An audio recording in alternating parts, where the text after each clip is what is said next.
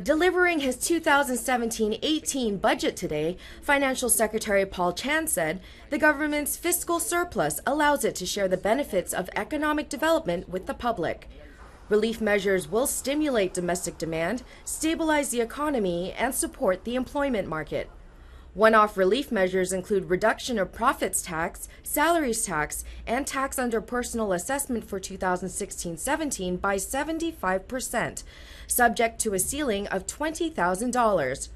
Property rates will be waived for 4 quarters of 2017-18, subject to a ceiling of $1,000 per quarter for each rateable property.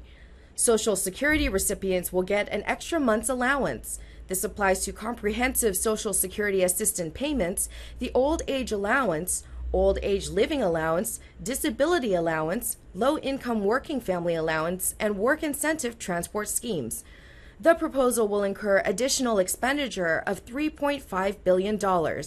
For recurrent tax measures, the marginal bands for salaries tax will be widened from the current $40,000 to $45,000, which will reduce the tax burden of 1.3 million taxpayers. The disabled dependent allowance will rise from the current $66,000 to $75,000. The dependent brother-sister allowance will increase from the current $33,000 to $37,500. Due to the higher-than-expected fiscal surplus, Mr. Chan said he will set aside $30 billion to enhance services for the elderly and disabled. A total of $20 billion will fund the building and revamping of sports and recreation facilities in the coming 5 years.